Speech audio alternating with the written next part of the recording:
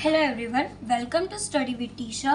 तो हम AJP subject में ये जो हमारी प्लेलिस्ट चल रही है उसमें चैप्टर 2 हम कंटिन्यू कर रहे हैं। तो उसमें हमने लास्ट लेक्चर में हमने ये error checking, SQL, warning class, ये सब कुछ हमने देखा था। आप ये सारे पिछले वीडियो देख के आना, वो प्लेलिस्ट में ऑलरेडी है। तो आज हम इस लेक्चर में देखेंगे स्टेटमेंट इंटरफेस, स्टेटमेंट कैसे होते हैं, उनका क्या काम होता है, ये सारी चीज़ें हम लोग देखेंगे। ठीक है, तो statement interface, a statement object is used for executing a static SQL statement and obtaining the result producing by it। यानी हमें पता है कि जब भी हमें JDBC प्रोग्राम हमने जब रन करवाया था तब हम स्टेटमेंट लिखते थे। कुछ स्टेटमेंट ऐसे लिखते थे ना कि हाँ, जिससे ये वाला थिंग जो है वो हो जाए। तो देखो, ये हम स्टेटमेंट किधर लिखते थे, इधर लिखते थे कि स्टेटमेंट लिखते थे, फिर कनेक्शन क्रिएट करवाते थे, फिर स्टेटमेंट के अंदर क्वेरी लिखते थे, फिर उसको एग्जीक्यूट क्वेरी करवाते थे। ये वाली जो थी ना, तो उसमें ये जो स्टेटमेंट है उसका हम लोग थोड़ा डिटेल में देखेंगे कि वो क्या होता है।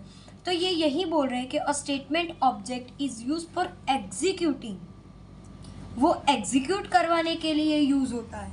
हमने बोला ना कि स्टेटमेंट और उसके बाद क्वेरी लिखते हैं, फिर उसको एग्जीक्यूट क्वेरी कराते हैं। तो स्टेटमेंट लिखना is mandatory, so that's why the statement interface can not accept parameter. यानी कि ये क्या बोल रहे हैं, रिजल्ट प्रोड्यूस कराने के लिए हम लोग स्टेटमेंट का यूज़ करते हैं। तो स्टेटमेंट जो है ना वो पैरामीटर नहीं एक्सेप्ट करता।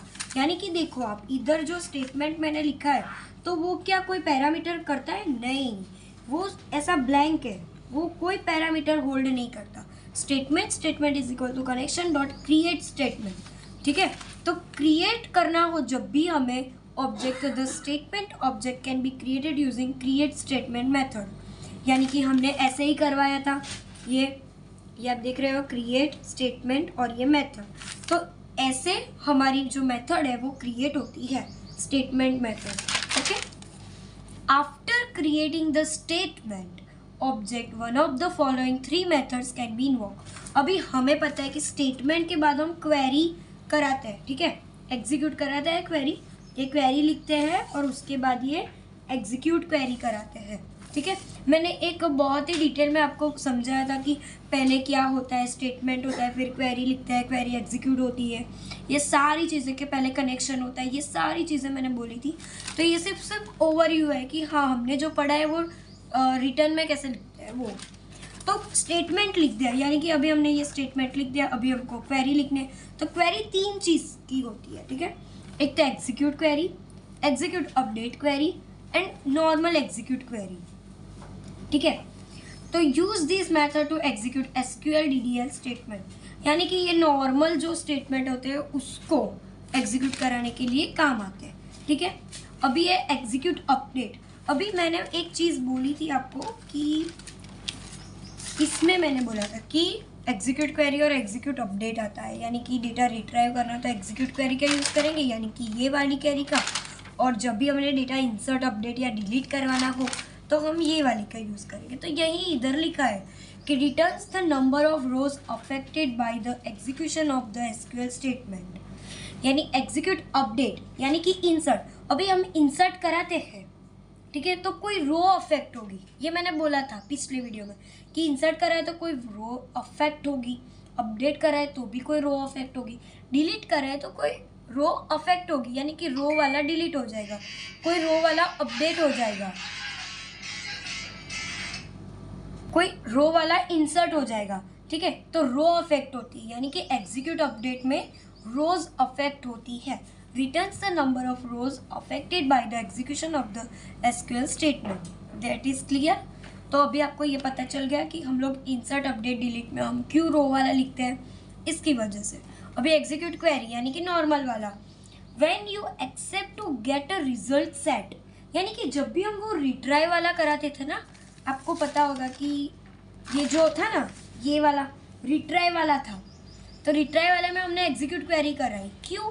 क्योंकि हमें कुछ लेना है। To get, when you expected to get a result, यानी कि आपको कुछ रिट्राइव करा है। तो normal this statement is use with the select statement. ये सिलेक्ट स्टेटमेंट से यूज होता है। जैसे कि हमने इधर एग्जीक्यूट क्वेरी है यानी कि कुछ रिट्राइव कराना है, तो रिट्राइव कराने में सिलेक्ट वाला यूज़ करेंगे। तो इधर वही लिखा है कि सिलेक्ट हम यूज़ करेंगे। That is clear. Now closing statement object using a call to close method to the statement the object can be close. अभी हमें कोई भी स्टेटमेंट हमने ओपन करवाया है, फिर उसमें कुछ इंसर्ट अपडेट वो सब कुछ कर रहा है, तो उसको हमें क्लोज भी करना होता है, तो बस उसको यही बोलते हैं। तो इसी के साथ ये वाला लेक्चर हम लोग ख़त्म कर रहे हैं, क्योंकि मैं इसको कंटिन्यू नहीं ले रही, क्योंकि ये प्रिपेयर स्टेटमेंट पूरा एक वीडियो में है तो वो अच्छा रहेगा, क्योंकि ये बहुत इंपॉर्टेंट टॉपिक है इसलिए। तो उसके बाद हम स्टेटमेंट के 2 टाइप्स है, प्रिपेयर स्टेटमेंट और कैलेबल स्टेटमेंट। ये बहुत इंपॉर्टेंट है, ये एक तो पूछते हैं, उसके मेथड भी पूछते हैं, तो ये हम लोग आगे के लेक्चर में देखेंगे।